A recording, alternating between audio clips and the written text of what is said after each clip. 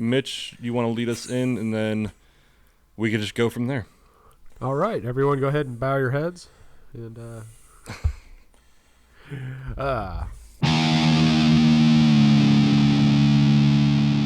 Hey, welcome to Fake Philosophers. I am one of your fake philosophers. My name is Mitch, and with me is Mike and Danny. Hi, guys. Hi.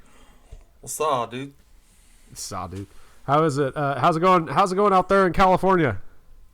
It's good. Yeah, that's cool. Anyway, North Carolina's all fucked up. Yeah, so you were saying that I actually have no idea what's going on in North Carolina. Holy shit. That is North Carolina. I will, if you guys don't mind, I'll tell you how I perceived the events that unfolded. Yeah. I volunteered to work on a Saturday, and so I was with this other guy. We were doing this job on a Saturday, and finished the job, went home, took a lazy day all day Sunday, and then Monday morning I wake up and I go back to work on another job, working with the same guy I was working with on Saturday. And he says, "Holy shit, did you get called in?" I was like, "For what? To work?" "Yeah, I was there with you, dude, on Saturday." No, he's like, "No, I worked 9 hours yesterday, Sunday. I haven't stopped working." And I'm like, "What's going on? You haven't heard on the news or anything like that?" "No, what's going on?" Apparently, some psycho or psychos in Mooresville County, North Carolina, I forget what city exactly, some people took some guns and went to a power plant substation and shot up the substation. Didn't shoot anybody, shot up equipment. And so open fire on this whole station, blew it all to shit. Then went to a second station, blew that one all to shit, resulting in the entire county, or most of it anyway, being without power. This happened Saturday night, I believe it was, and today that we're recording this, it is Thursday evening. They just restored power this morning. So now, were you out of power? I was not. No, I'm not in Mooresville County. I'm in Wake County. Okay. So this was I think it's about an hour, 2 hours away from where I live. Okay. So now, needless to say, my employer, who we do standby generators, when the power goes out and the generators, kick on and all that. So needless to say, like we were called into action because there was a lot of generators that most of them worked fine, but a few of them that weren't working, they called us and they're like coming running out. So yeah, pretty crazy. Now, were you working on privately owned generators or government generators? So apparently the company I work for has almost no privately owned or residential whatever. They handle all the big clients, the cell sites, the municipalities, the hospitals, the county stuff, all that. So yeah, they were called out. So I don't even want to think. And they were like, so me, I wasn't called out for any of that. But all the guys on the higher ups were all called out, so I was kind of filling in for them. So I was doing a lot of work that was just kind of like what they should have been doing, but I was just kind of covering for them. So yeah. Oh, well, then it's. I was gonna say, Mitch, you're a fucking hero, but now you're just. Oh no. You're just you. It's fine. Oh no. Yeah, no, it's just me. It's just Mitch, you saved lives. It's like no, you didn't. When we moved in, that's right when the hurricane was hitting Florida, and half the staff of the company I work for all went down to Florida and were hooking up rental generators and working on all this shit. I was sitting at home doing training. It was great. And everyone was like, "Oh, wow, yeah, generator techs, you really did it." I'm like, I didn't, but yeah, thank you. It's like when people say you're in the military and it's like, "Thank you for your service." You're like, "Yeah, you're welcome," when you're just driving buses for 4 years. you're a fucking pogue. You get the general's coffee, that's your job. He's an American hero. You get the general's Diet Coke. It's that Bill Burr bit where he's talking about the soldiers that get to go on before he does. Yeah. Did you see action? Did you see action? No, sit the fuck down. That's Mitch and generators right now, yeah. That's pretty much me, yeah. I think of Tropic Thunder when Nick Nolte finally confesses, sure, I was in the military, Coast Guard, sanitation department. Mm-hmm. So yeah, anyway, yeah. So here's the bitch of it, and I wanted to get you guys. So yeah, Mike had said he hadn't heard.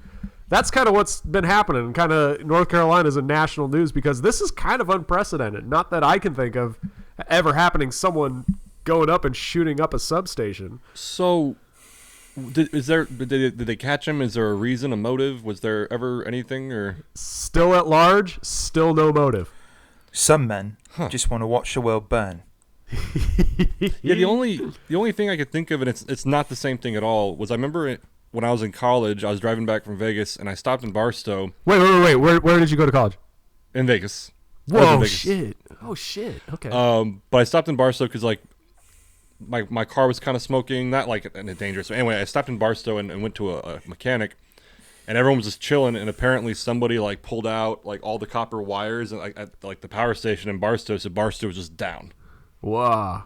And it wasn't like, but that's not even the same thing because I've never heard of a shooting at a power plant. Yeah, right, yeah. Where they were just trying to fuck things up. That's very interesting. When you steal the copper out of the wiring, you're stealing the copper because copper's pretty expensive. So 100%. But that's like where it's not the same thing. Like one was like they were hijacking copper for money, where this is just like chaos. This is just chaos.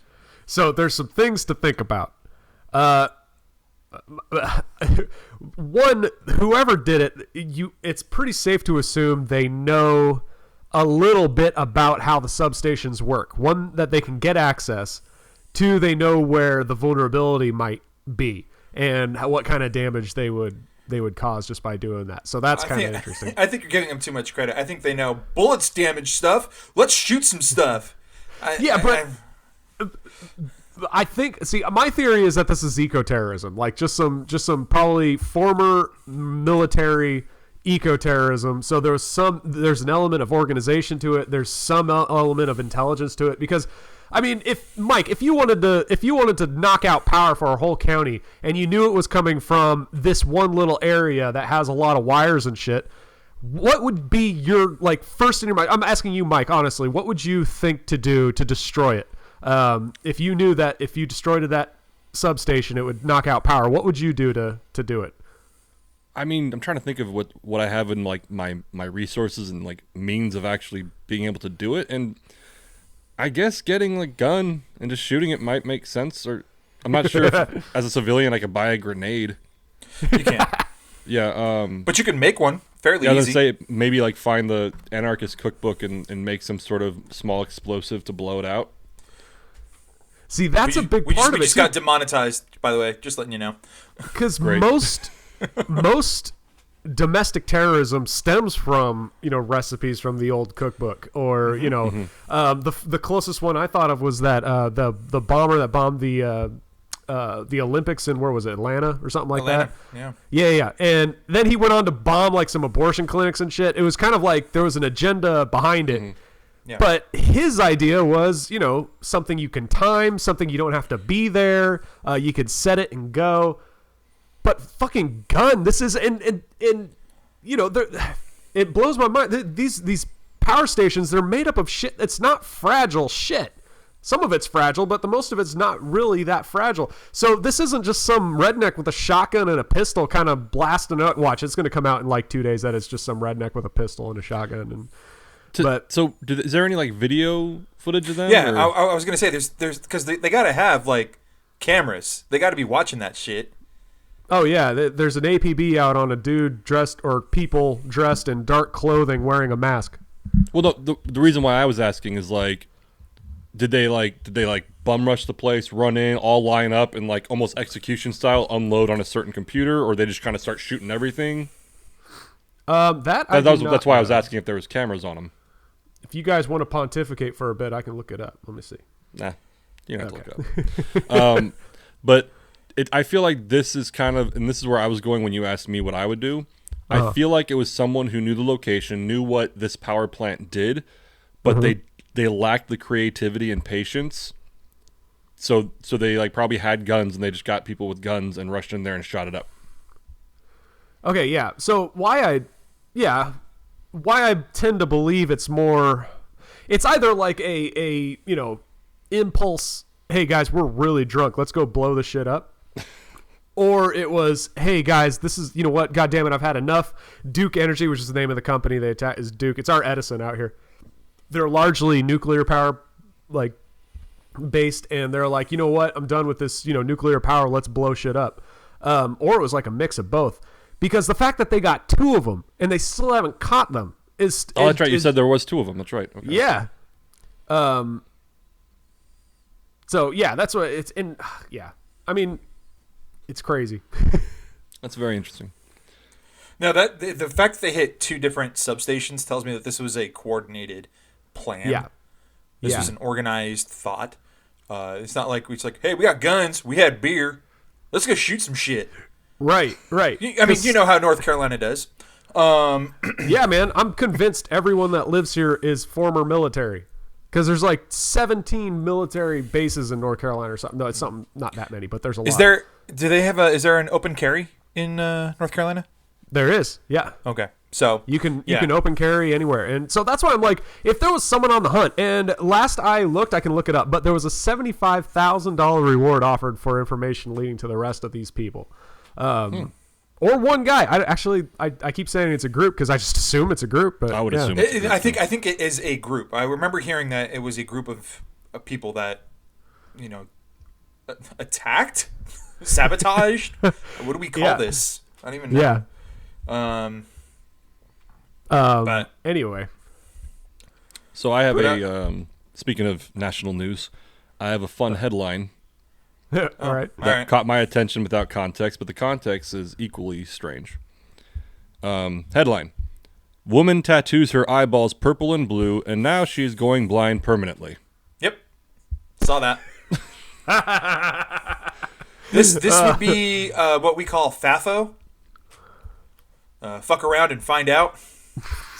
Yeah, so the reason why that one caught my eye was because the 100%, I'm not even saying this ironically or anything, just the lack of surprise. Yeah. That was beginning, middle, end with no surprise. I was like, what did you think was going to happen? And some context. The woman in question, apparently there's some model in Australia who's like super into tattoos. She split her tongue, all that shit. And so she tattooed. So when we say tattooed her eyeballs, we mean like the whites. Not your actual pupil, but like the whites of your eyes. Shit. So that's what strikes me as weird because you don't see with the whites. I'm wondering if it's like a swelling issue that's causing her to go blind. Yeah, so if you saw the photos of this chick, like her eyes got swollen and fucked up. Yeah, it looks like she got stung by a bee. Yeah, the Australian model, however, is fine. The Australian model who did this originally was fine. So this woman in the U.S. was inspired by that, did it, and now she's going blind permanently. And as Danny said, fuck around, find out. Like, what did you expect to happen? Oh no! Especially if she went to Jim's back alley tattoo parlor. Yeah. She probably got a deal. Yeah. This guy was like, "Yeah, I'll do it. I can't guarantee anything, but I'll do it." It's like, all right. First of all, no. No, you don't fuck with your face. You don't fuck with your face. And so I was thinking about it. It took me a long time to finally be like, okay, I'm gonna get LASIK because they are fucking with your eyes. Yeah. So it took me a long time, and until this past year I did it. I finally was like, fuck it, I'm gonna go for it. The science is there, but it took me a long time. I can't imagine deciding to tattoo my eyeballs. Even having someone. First of all, Mike, you're not part of the culture. You don't have tattoos. You don't know how awesome it is. So yeah. I can't explain it to somebody who doesn't know the culture and know the life. So I think it's really you saying you're getting presumptuous. your eyeballs tattooed, Danny? No, that's fucking disgusting. I would never do that. I think it's really presumptuous of you, Mike, a man, to try to tell this woman what to do with her face. No, she can do whatever she wants. I'm just saying, as somebody who's had a knife to my eyeball, Yes. this just seems like a bad idea. A laser, not a No, knife. they cut your eye open. Oh my god! Then why? I thought it was a laser. No, so if I remember correctly, they slit your eye open, peel it back, and then the laser does work, and then they put it back down. Oh, I was gonna say, isn't LASIK laser? Isn't that what LASIK No, means? the laser is what fixes your eye, but they have to slice it open for it to get in there. That's fucking It's, crazy. it's surgery. They have to cut you open. I'm so oh glad. my god!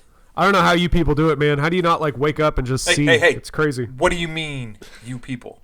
I mean, you subhuman blind motherfuckers. I'm not. Hey, no, I'm not one of them anymore. I'm part of the elite now. I can see. Mike converted. Mm-hmm. All right. Anyway, that was just a quick little fun headline. I loved it. I started looking at articles, and everyone still doesn't know. It's fucking crazy about the North Carolina shooter and all that. Yeah, So I didn't know crazy. about that at all. So That's crazy. interesting. It was Moore County, not Mooresville. I'm still getting the Okay. counties right. Anyway. So, other up-to-date news. This will be a good conversation. How do we all feel about Brittney Griner? Oh, yeah. I'm glad she's coming home. Let's go around the table. First, Mitch. Then we'll get to Danny. Okay. I don't give two fuck bitches shits. I mean, whatever. All right.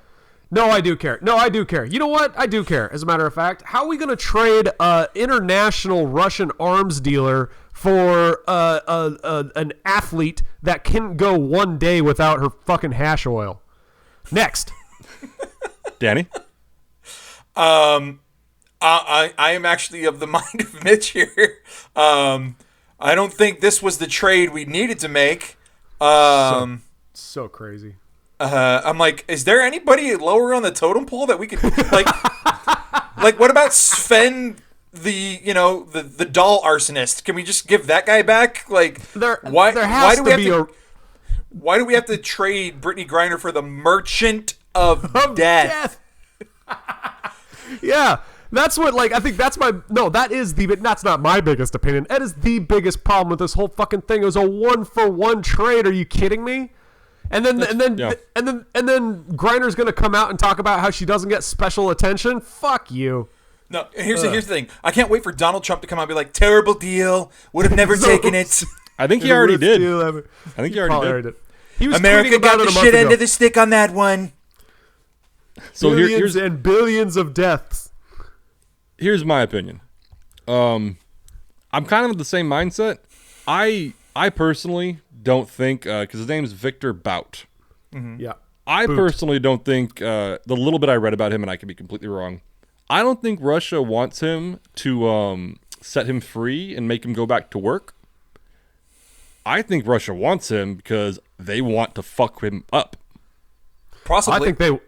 I think they want to shut him up. I think he knows He's probably got a lot. Yeah. So so that's where I agree with you guys that the 1-for-1 trade it seems very one-sided, but it's not like I don't think this guy's going to be let loose into the world. I think Russia's going to fuck his shit up. Well, I mean, look at it this way: the higher ups that are organizing this deal, they know what they're doing.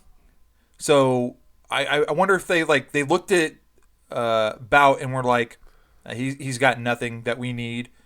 Holding him is just costing us money.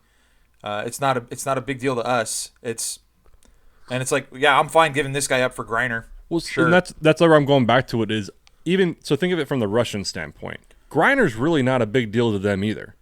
Yeah. No. If they can get this motherfucker, because the little bit I know about him, like the Nicolas Cage character from Lord of War is based kind of on him. Yeah. So he's fucked with Russia by taking their old Soviet shit and selling it. Yeah. So I think Brittney Griner to them is fucking nothing, but they know that she's a U.S. basketball star, and they're like, we can get this motherfucker back. Whoa. That's my question. That's my opinion, sorry. U.S. WNBA athlete. Fair. So now, here is my problem. Here is my problem with it. Sorry, ladies. No, but here's my issue with it, all that aside. Because I agree with you that it's not a fair trade, but I don't think Russia's going to set him off to the world, so I'm not worried about that. What kind of irritates me, and the metaphor that I heard earlier today when I was talking to somebody about it, it'd be like if you invited somebody over for dinner and fed them at your table when somebody else you invited over here is not getting fed.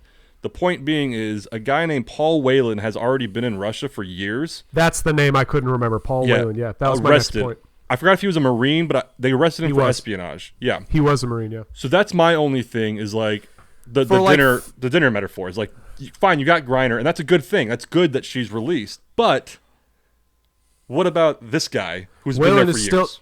3 or 4 years he's been there on some trumped up espionage thing, and it's like, well, that's different, Like what the fuck? Seriously? Yeah, and that's where I think Russia was like, we have this high profile athlete now and this big thing. We can get this motherfucker back for her while they still have this Marine locked up for espionage. That's my issue with it. Yeah. So here was my first reaction when I found out Griner got locked up in Russia. I immediately went back to my life and been like, okay, let's assume let's assume my parents got a call from the police and they said, yeah, we found Mitch. He was speeding. Or he wasn't even speeding. It was a random stop, and we found out that he had a joint in his car, so we locked him up. Do you think my parents would go march my little brother down to the station and be like, here, take him so we can get Mitchell home? No. They'd be like, fuck him. Let him, like, it's... Your little brother is a little false equivalency. But Yeah. Fine. My parents would let the cop that they had locked up in their cellar there you go. Just to get me. No, if I was locked up for weed in anywhere, my parents, fuck them. You know what? No, whatever. But this is a lesson in consequences. So my other perspective on this whole thing was to try to look at it from a world view, a world optics. How does America look right now after all this? Here's what Russia's just demonstrated. They said, hey, we had this former military guy locked up for 4 years. America's been negotiating to try to get him out and still haven't done it. We locked up one of their celebrity athletes, and she was released within 4 months for a 1-for-1 trade for this notorious guy. How does that make... What is that? I think... I can't find the words. I just thought of this right now. You're an Office fan, Mitch. Do you remember when Jim trolled Dwight enough to trade his telescope for the magic beans? Sure, yeah. That's what Russia did. Yeah. I think it's more like it was more Russia saying, hey, look at America and look how they bent over backwards to save this, sorry, but nobody that was only famous because their media says that she's supposed to be famous. And we got this huge player out of it. Look how we just manipulated America to do what we wanted. And I agree. I think it's a little bit of both. I think that they on the world stage, and I want to say this, but I think this is still a good thing that they freed somebody. But at the same time, Russia did show look, they had this guy who's been here for years, and we got them. It was actually, I think, 9 months she's been locked up, but still. But we had this quote unquote celebrity. Yeah. That we negotiated, and so this guy that they've had for a while, we can work them enough to where we get this guy for fucking nothing, because they don't give a shit about fucking Griner. They don't care about her, but they used her to get this guy. Like I said, I don't think he's gonna be released into the world. I think they're gonna fuck his shit up. Yeah, but they still got him for nothing. They got him. They got him for nothing. For nothing. Like, they got her on hashish oil. The guy that locked her up said, sorry. Yeah. And so, like I said, bullshit. I don't think it's a bad thing. I just think, you left Whelan there. Yeah. That was my issue. Yeah. I had to listen to the I didn't have to. I chose to listen to the press conference that the president made, and they had Griner's wife come up and make a statement as well about how happy they were and what a great day of triumph this was. And oh yeah, that other guy, yeah, we're still working on that. But no, you know what? Hey, we got her. So Whelan even said that. This is what's kind of weird. He's in a Russian penal colony, but he could talk to CNN on the phone. I don't know how this shit works. But so apparently they got him on the phone, and he said, he's like, I am very happy that they got Brittney Griner out of here. But hey, can anyone help me?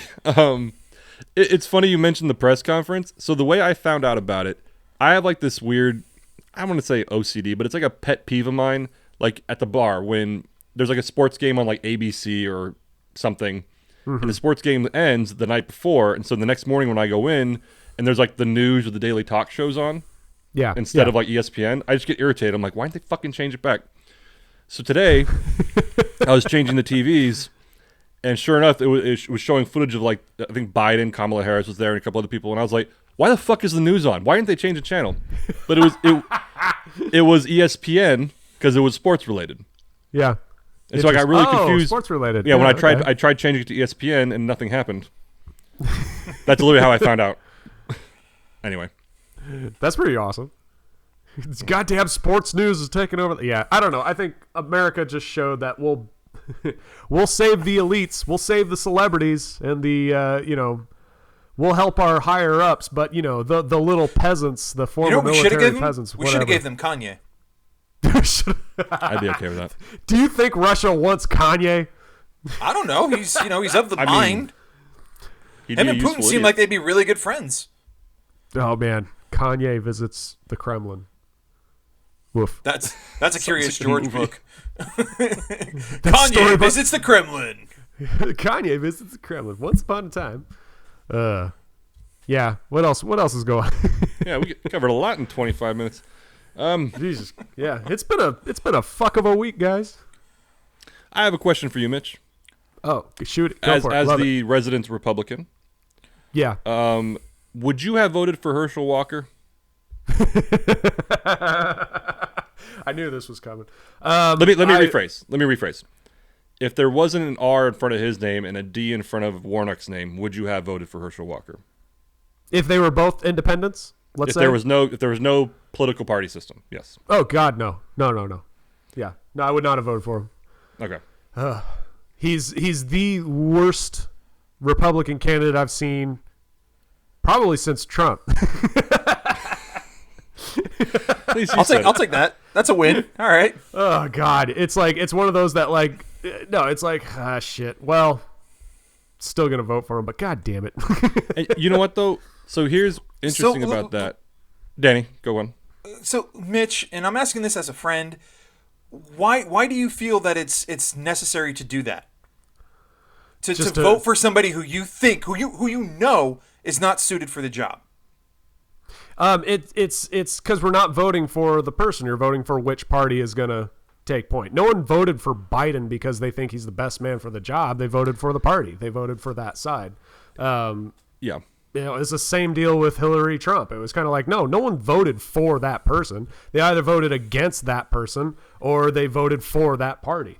No one in their right mind voted for a person in that election. In their right mind. And that's what it was actually Mitch and you and I talked about the podcast I listened to, that guy who's like hardcore leftist. He actually brought that election up, that a lot of people on his end of the aisle, the progressives, all stuck to their principles and didn't vote for Hillary because they're like, fuck Hillary. A lot of progressives actually don't like her.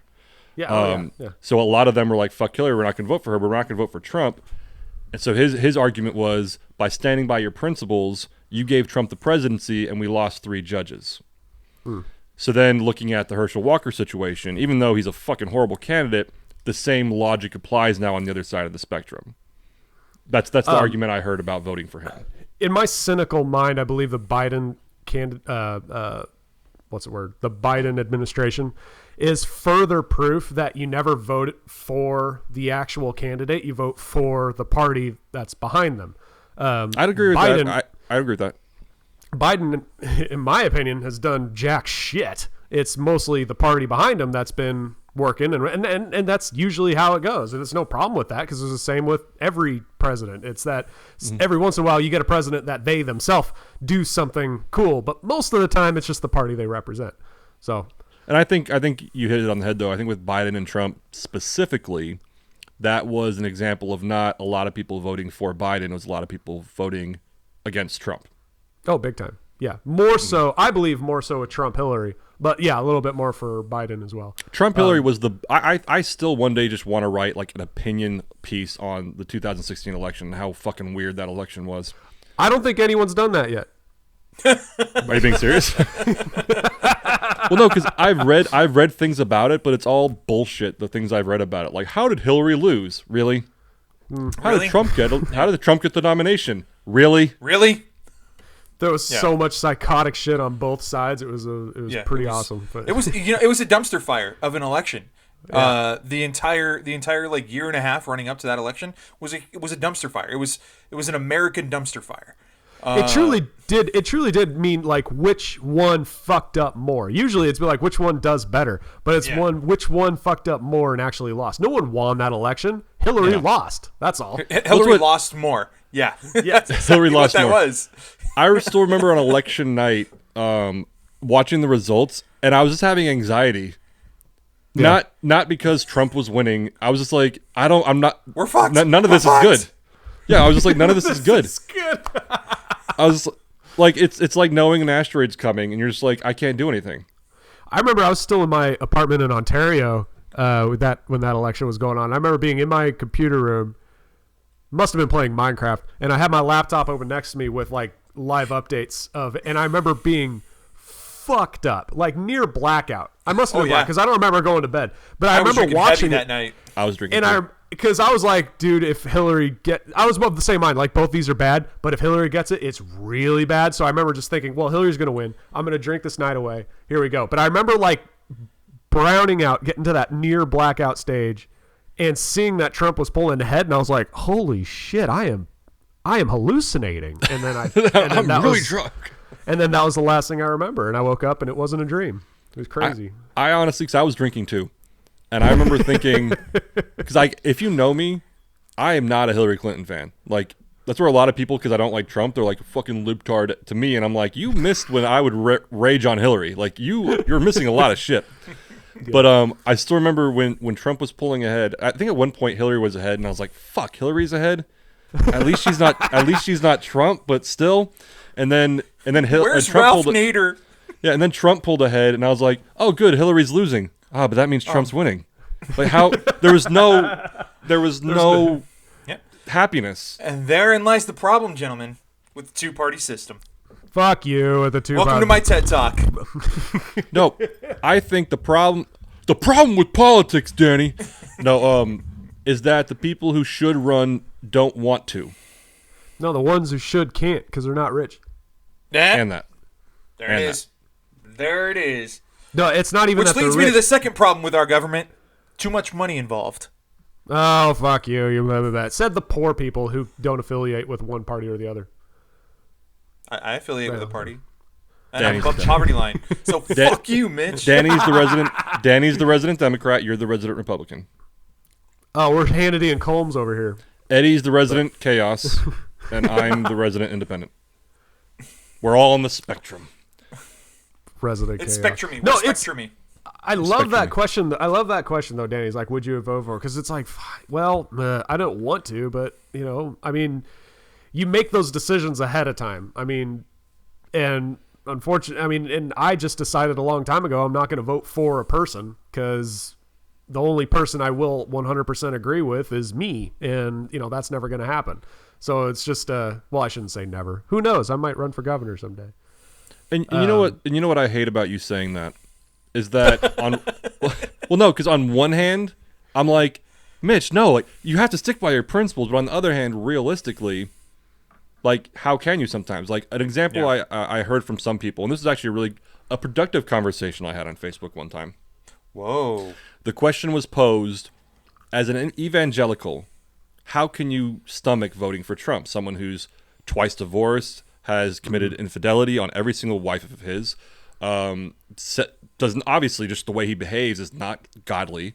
He violates every deadly sin imaginable daily. How can you vote for him? And the answer, I've actually, this one person on a page I interacted with was genuinely like, I think Trump is a horrible person, but by voting for him, he's going to push the agendas I want, as opposed to a more progressive liberal candidate. And I think they compared him to Obama, where it's like, I think Obama's a good person, but he pushes policies I don't agree with. Whereas Trump's not a good person, but he will push these evangelical ideas that I agree with. And so it was a really sombering conversation where it's one of those things like I don't agree with it, but I understand it, and I would probably do it too if I was in that position. So that's where like Mitch would say he would vote for Herschel Walker because he's a Republican. On one hand, we're like, that's fucking madness, but at the same time, if that useful idiot's going to vote the way you want him to vote, you can't really be mad at it. Yeah, it's you don't there's that argument of fallacy that because bad people agree with one of your opinions, you should give up that opinion. It's like, well, it's different. You're not voting, nor should you vote for people. I mean, that's a big part of it. I mean, obviously, and then therein lies the conflict because it's not obvious. I'm sorry, but it's that ethics and morality and whether or not a person's a good person is a big part of it. Whether someone's a smart person is a big part of it. But and what's funny politics, too is that obviously not smart. Yeah, what was funny too is that Warnock is a pastor. Yeah. But because of the D and the R, people vote that way. Anyway. Yep. Well, I mean, come on, Herschel's a cop. Oh, man. Okay. And he's a family man. He has like 17 children because he's politics aside. Jesus Christ, what kind of fucking campaign was that? When even Marjorie Taylor Greene on her podcast, I saw a clip where even Marjorie Taylor Greene was like, "Look, guys, you have to vote for Herschel. I know it's a lot to ask, but you got to do it." Even Marjorie Taylor Greene was like, No, I remember, so I still log into my iHeartRadio app and listen to stations in California. "Nice." And I remember, so they were talking about Herschel, and they were saying, like, for real, this is the biggest note to take away from this is Democrats should be fucking furious right now because that was the worst candidate the Republicans could have ever put forth, and it was close. Are you kidding me? It was kind of like all right, but it was Georgia. It was Georgia, dude. And the only really Democratic holdout in Georgia is Atlanta. Arizona voted blue. New Mexico voted blue. There are a lot of states now becoming more purple. Yeah. North Carolina voted blue. There's a lot of states now where like the hold firm whatever is just it's just not the case anymore. But I did enjoy the vampire versus werewolf speech. Yeah, that was insightful. Did you guys see Dave Chappelle host SNL? Yes, I missed that. I think I sent you guys a group of his intro. I saw his monologue. Yeah, his did a little monologue. And, oh my god, I was cracking up. But he mentioned Herschel Walker. I think he's that guy that even when he's not talking, his mouth's open. I was dying. So I actually got to see Chappelle live last night. Yeah, fuck what you, the Mike. fuck? Mike paid $1,200 for one ticket. No, I was in the nosebleeds. All right, so Mike paid $1,100 for one ticket. Exactly. That was the Chris Rock and Dave Chappelle dual headlining tour. Oh wow! So Chris cool. Rock Does that mean they're on the stage at the same time, or one goes out? No, and the other one that was comes the up? only disappointment. Is that I thought maybe there'd be like a 10-minute overlap, but there wasn't. They each just did their own thing. Mm-hmm. They and may both I say, do an hour? I think Rock did about an hour, and I feel like Chappelle's was shorter, but I'm not sure. I'm assuming that maybe since Rock went first and Chappelle closed, that maybe Rock got a little more time. That was the kind of the agreement. But they were both in great form. Oh, I'm sure. My friend sent me a clip of Chris Rock's. What a classic clip, Chris Rock. The one where he's doing there's two types of black people, that whole routine that he does. Yes. And like I saw it when it was back then, and I've seen it at least annually or every other year I'll see that special because it's hilarious. And here I'm still laughing my ass off at Chris Rock's God, he's good. He's just good.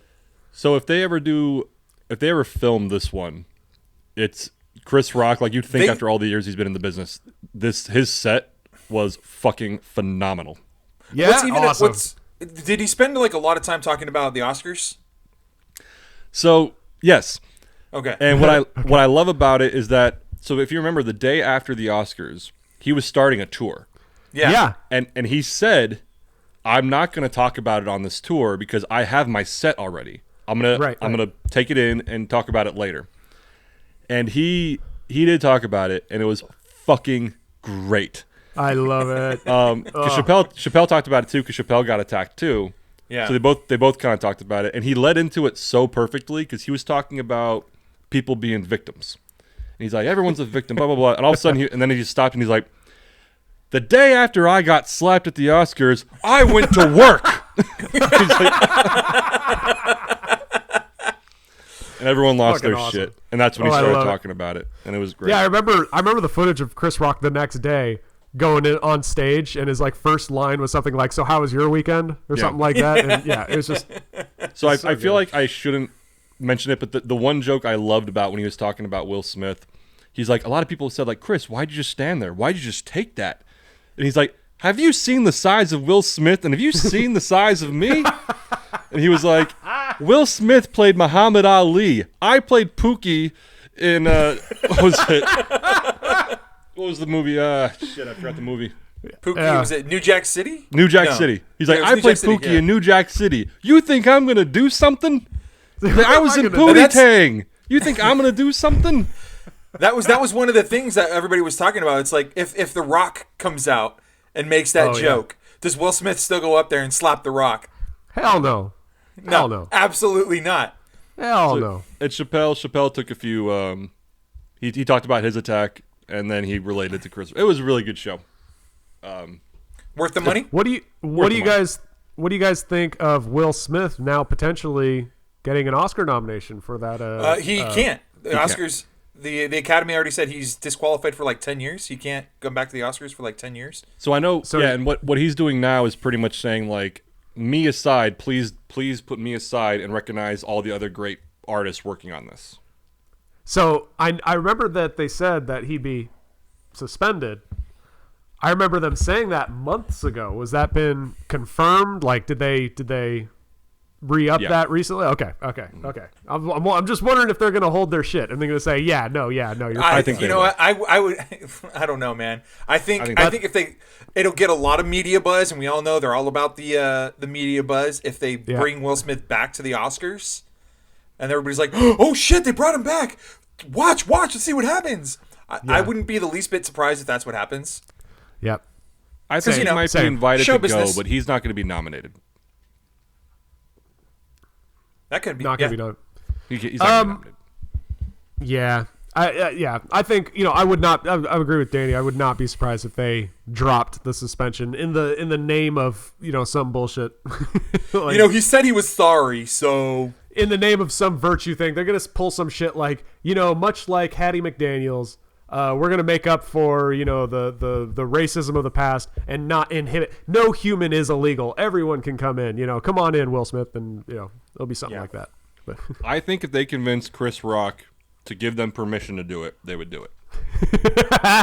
Only if Chris Rock hosts. I would be okay with that if Chris Rock hosted it, and then he's like, you know what? Come on out, Will. I'm good.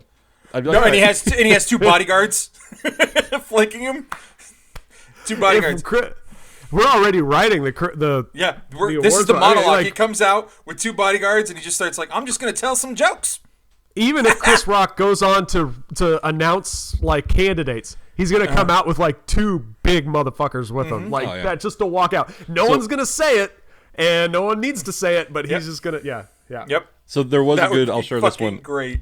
There's a great Chappelle when Chappelle was talking about when he was attacked.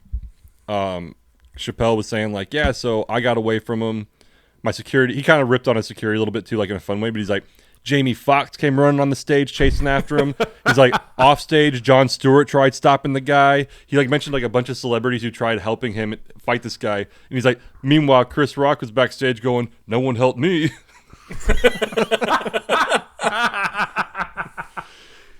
Oh man, who's gonna make a move on Will Smith though? That'd be funny. All right. But yeah, that'd be funny if Chris Rock's entourage, some like random new guy who didn't know who anyone is, that might be a bit touched. He's like, "Hey, hell no!" and runs and beats the shit out of Will Smith. That'd have been funny. Well, I'll tell you right now, nobody beats up Will Smith more than Jada Pinkett. Yeah, and we've talked about that. That bitch. Yeah, man, it's so weird. So weird. We all know what's going on in that relationship. We all know. Damn, what's that going on? Anyway. Yeah, you guys opened my eyes to that. Yeah, that it's theory. fucked up. Yeah, it's fucked up. You opened me up to a theory, a closeted theory about all that I didn't even know about. But you two were kind of like, no, yeah, this might be a thing. I was like, what the fuck? There's levels to all that crap. Yeah.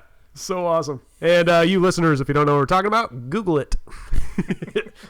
Have that on your search history. Right. What's more embarrassing? Your Google search in your Google search history, what's more embarrassing? Your porn searches or what words you look how to correctly spell? My porn searches. I'm an English teacher. I know how to spell every word. Or grammar, for that fucking matter. Sorry. Not you, me. I was correcting my own grammar. I think there was a meme once that I read. It was like a Reddit thread where it was like, if you're a writer and you have to Google things and like an FBI agent saw it. How do you spell asphyxiation? Well, no, I think I Googled once like how long, I said, how long can somebody survive with a plastic bag tied around their neck? because I was writing a story about it like this, and so I needed a time. But so this Reddit thread had like all these fucking horrible things because people are writing things and need to know the details, and it's like, oh, if you look at these Google searches, you're gonna look like a fucking psychopath. I'll tell you right now, it's gonna take about 3 minutes. It was about 3 to 5. Yeah. Just for everyone out there. Gonna write that down for later. So that means you're sitting there for like 3 minutes with this bag over the head just going, oh my God, suffocate! How come in movies, anytime there's a bag over someone's head, they always like try to pull the bag off? They never like try to rip the hole. Yeah. I've thought of that. Because that would defeat the purpose. That seems like day one shit for me. It's like when the tower is falling over, instead of running to the side, they run back. Yeah. Yeah, or in that movie Godzilla, where they're running away from Godzilla and not like to the side. Yeah. Mm-hmm. Yeah, there's a lot of these questions. Speaking of choking in a bag, I had a weird experience the other day. Oh, boy. Were you at the grocery store again? No. Oh. So I was baking a roast, as you do. Oh, Danny, you know this. I think I told you. And when I was slicing it, and I cut a little bite off to have a little taste, a little taste for Daddy. And this shit got lodged in my fucking stomach somewhere, and I could not fucking swallow. Well, I could swallow, and I could breathe, but this shit was stuck somewhere to where anything I drank would come back up in about 3 minutes. Oh, no. And it was fucking painful, and I couldn't eat. Erica, poor thing, I served dinner to her, and I was like, I can't eat. I literally cannot eat right now. This is why it's and it important lasted about to an chew hour your and a half. food. This is why what? This is why it's important to chew your food. It was it was like a little fucking piece. He's swallowed a lot more than that. Yeah. It's true.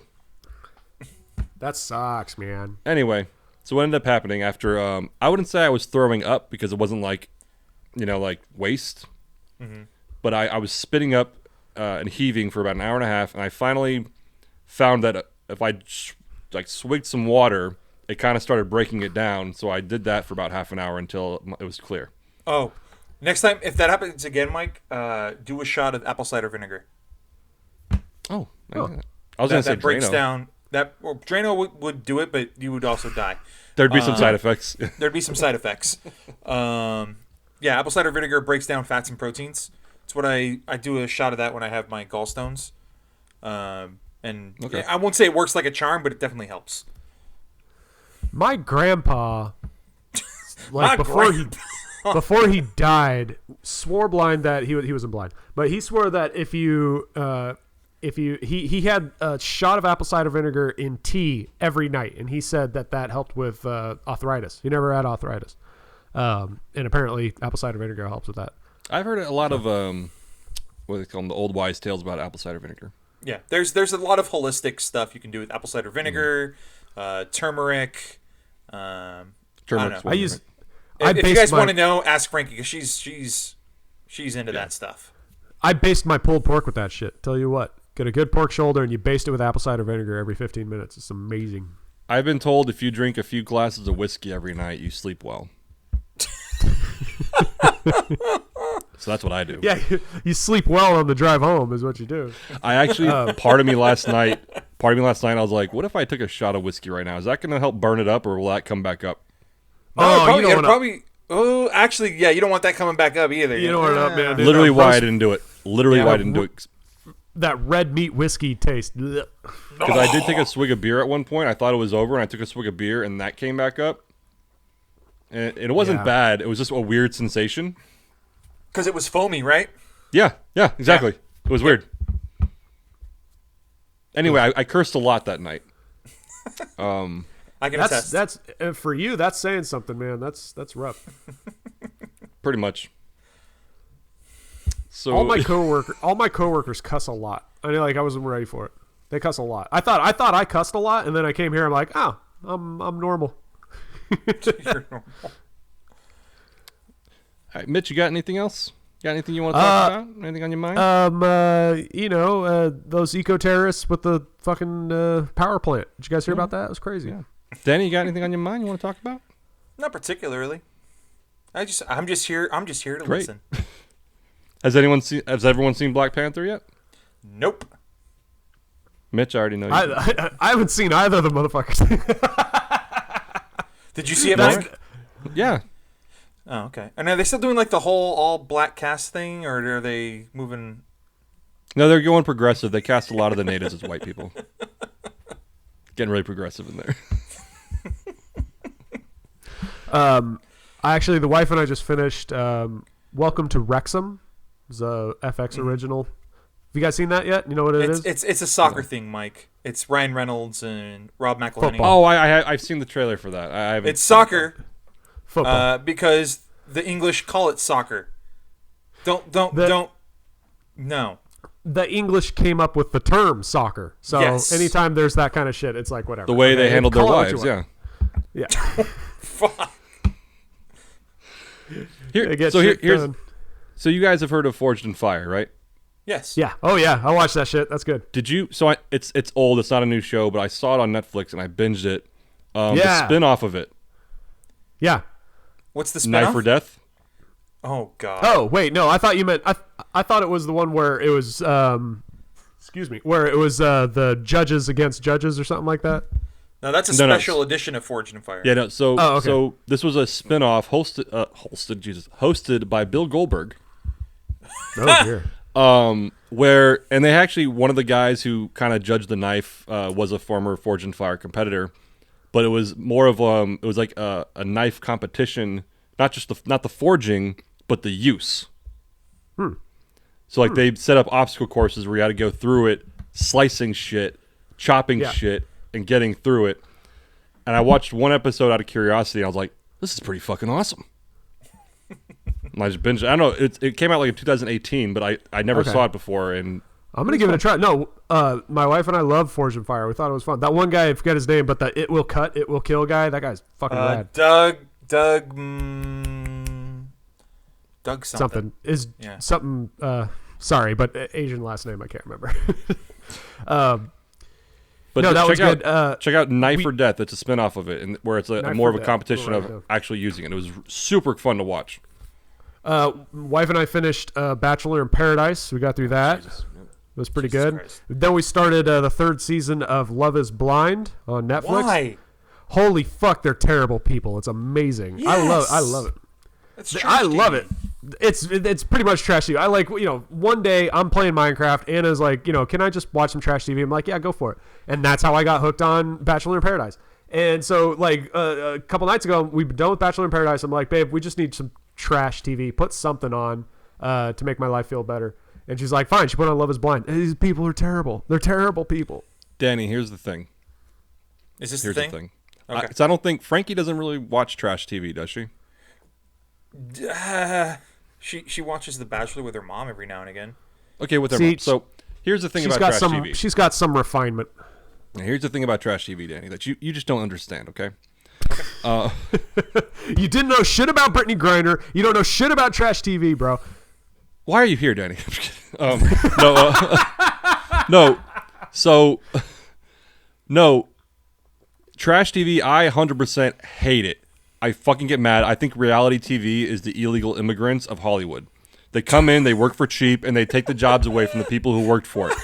Reality TV is awful. But can we hold on, Mike? That was awesome. Thank you. Just awesome. That was this is for you, and then not sarcastic at all. That is so funny. I know the joke that was so funny. I forgot to laugh, but that is actually really fucking funny, and I'm gonna steal that. Just continue. Go ahead. Yes. In my stand-up special, that'll be my opener. No, so it's horrible, and I can't stand it. But with that said, I've said this before. Erica started watching Project Runway. Oh yeah. And I remember she was watching it, and I was on my laptop, and I was just like kind of glancing every now and then. And I was like, "This show is fucking horrible. How can?" And I was even sitting there like, "How can you fucking watch this dog shit? Like this is fucking awful." Fast forward 2 hours, I was like, "She won with that outfit? It's fucking bullshit." Joey made such a better dress out of barbed wire. How did she fucking win? And and I was like, why am I? And then like after I was like, why am I even interested in this? This is horrible. But it pulls you in, man. It pulls in. It's the craft. It's the craft. You have very talented people running the show. They're not in the show. They're running the show. They know how to hook people, man. I remember it was Mark Burnett said, was it Mark Burnett, the guy who did Survivor? I think so, yeah. I think it was his name. But anyway, I heard him in an interview once. He says, give me any profession, I'll make a killer documentary out of it. I'll make a live TV show and I'll make it killer and you will be hooked. Yeah. Anything. And because it's not about what they're doing, it's how they present it. It's I will defend Project Runway though, because at least that has some like element of craft and skill to it. At least it's revolved around something that has standards. Bachelor in Paradise is just terrible, spoiled people bitching about their fake relationships. It's the worst. And I'll say this about like shows like especially Survivor. When I saw a Skinamax porn star on one of the seasons, I was like, all right, I can't take the show seriously anymore. Was she a Skinamax porn star first? It was a he. It was a he. But was it first? Yes. Or did he? Yes, he was the Skinamax porn star first, and then went to Survivor. So I'm like, good for him. It's an acting gig. It's an acting gig. Good for him. And it's like when they like were going through like the introductions and whatever, he was like, "Oh yeah, no, I'm a plumber." It's like, fuck that, you're a plumber. Hey, he's laying some pipe. He's laying some pipe. He's laying some pipe. No, and I don't even think it was a plumber. It was like a used car salesman or some shit. And I'm like, bull fucking shit, dude. He's selling used goods. Totally playing that role in the movies. It's like, hey, did someone order a pizza? Yeah. Danny, have you watched Alone yet? Have you given that a try? Oh yeah, dude. We watched I forget what season it was. But which one's they were Alone? in like they were on the lake in Alaska. Okay. And that's like 7 seasons, but yeah. I know. It was dude, it was Alone? dope. Alone is it's like a competition, but like Survivor Man. You get your own cameras and you have to build a shelter, find food, brave the elements. It's pretty much what everyone thought Survivor was going to be. Yeah. But what it is they give you get 10 items from a pre-made list that you get to pick. You get to pick 10 items and you run off into the woods and they teach you how to use cameras and all that. So you are truly just by yourself with an emergency button and a radio if you finally give up. And the person that lasts the longest, and they're like miles away from each other. So sure. And the person that's lasts the longest wins. So and it's gone into like 120 days. Yeah. And this one, they started in like, I want to say like the end of summer, and it went to like the end of November. Yeah. And so the snow was falling. People were getting freezing cold. So the elements got to them, yeah. People were losing like 10, 15, 20 pounds in like the first couple weeks. It's like half the people like give up in the first like few weeks, like they'll just give up and like, no, I can't do it. And then the latter half of it is people literally starving and getting pulled, because they do like, you find out later in the show that they do medical health checks. Yeah. They'll get a medical team in and they'll check you, because if you die, they don't want that. So they'll check you and make sure you're good. And most of the last people get pulled because they're just dying, and they're like, no, if you stay out here another day, you're gonna die. So we're getting you to a hospital. So and the season that I watched, the first guy to leave only lasted like 3 or 4 days because he started having like a heart attack because he wasn't he wasn't getting enough nutrition. Yeah, and like he's like laying down, he starts just like bawling his eyes out because like his bad heart. He's already had a heart attack in his life. I'm like, first of all, dude, if you have already had a heart attack, don't do this competition. Like, what the fuck are you doing? You obviously cannot survive unassisted. So, Danny, it warms my heart so much that you got into that show, because I remember watching it and thinking, there's a few people that I think would really be into this, because they'd immediately start thinking about what they would bring. And how they would do it. And Danny's one of them. He would be one of those. He'd be all of them. No, I would definitely bring bow and arrow. For sure. Oh yeah. Okay. Some that kind counts of as one. Axe or hatchet. Those giant ass saws that they had. Yeah. The folding saws that were like swords almost. Definitely one of those. I would bring like 350 feet of paracord. Yeah.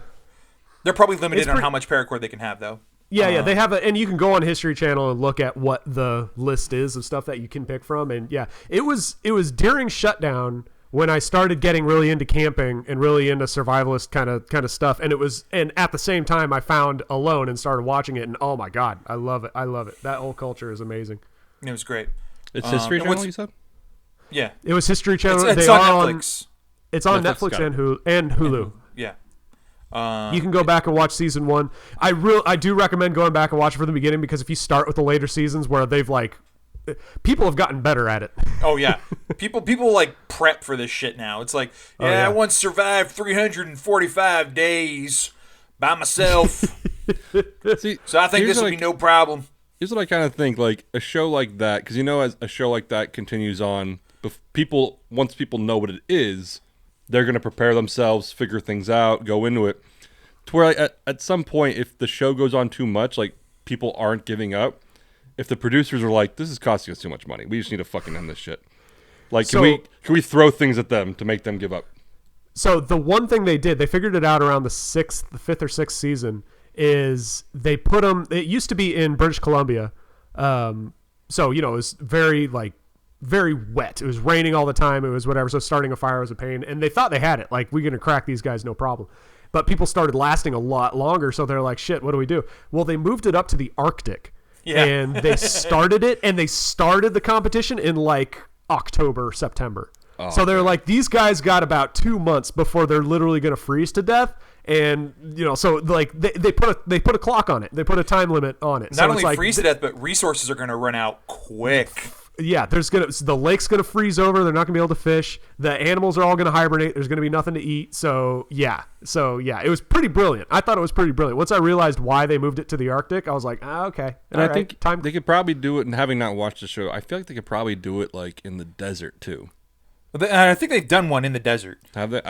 Yeah. They did one in Mongolia, which was kind of air. Yeah. It wasn't desert, but it was not as green. But yeah. No, I remember. I recommend giving it a try, because everyone I know that's watched it will watch it, be halfway through the season, I think I could last. I think I can try some of this stuff. Of course, I think it's kind of like when you're watching American Ninja Warrior, and you're like, this fucking loser, he can't get past that. No, so one of the things in the season I was watching is they were in this area of Alaska, and they were in a place where grizzly bears, are the authority. And so they weren't only competing against each other, they were competing with the grizzly bear population before they hibernate. And I don't know if you know this about grizzly bears, but before they hibernate, they hunt like motherfuckers. They are just trying to find whatever food source they can to fill themselves up before they start hibernating. You guys want to know a fun fact about grizzly bears? Because they're so protected, that modern grizzly bears will run towards gunshots, because they know that's where hunters are, and they just put down a deer. Yep. So because bears are so protected, they've become more aggressive to humans like crazy. It's fucking rad. I love it. Anyway, that's Dwight Schrute's fact of the day. Yeah. And I don't know, did the what was it? Because each contestant on the season I watched they had their bear mace. And I wonder, does that count as one of their 10 items, or is that just the producers being like, we don't want you to die, so here? Pretty much, yeah. That counts like their first aid kit and stuff like that. There's stuff and that guy who had the heart attack, if you remember, he said that he had his medication. That doesn't count as an item either if you have your prescription stuff. Yeah. So. Yeah, the dude that won the season I watched, Mike, he was the only guy to actively hunt and kill a deer. And so the fucker built a smoke shack. He built a smoke shack and smoked his meat so it would last longer, and was just rationing it. And was he the one that got the rabbit starvation because he wasn't getting enough fat? Maybe. No, he didn't get a. Did he get a rabbit? No. It was he didn't. He ended up winning, but there was this thing where because the meat is so lean, there's not enough fat in the meat, and even though you're eating tons of meat, you have no fat to retain it. So you're literally it doesn't matter how much you eat, you're still starving. He got a rabbit in a snare trap, and I forget what the term. I think the term is called rabbit starvation. It's so lean, you're still starving even though you're eating. That was. I don't know. Maybe I don't know. That was if it's the one I'm thinking of. That was season 6, and it's the one on Netflix. It's really good. So there was the one big fat. He looked like Polynesian dude who had the bone through his nose. Okay. No, that was the most. That was the newest season. Yes, I saw that one. Okay, now I know what you're talking about. not what I was talking about. And it's like I was really pulling for there was one chick who survived pretty long, and she had to tap out for medical reasons. And I was just like, fuck. She was trying so hard. And she had honestly one of the best shelters too. Yeah. Yeah. What bums me out about sometimes is like you see guys that build like a full on house and they're like, we're set. I'm bored. Oh shit, I need home. food. I spent too much time building this awesome mansion of a shelter. Now I I'm don't starving. have food. So there was a spinoff for that show. Oh god. And it's called Alone the Beast. This is real. You're not alone.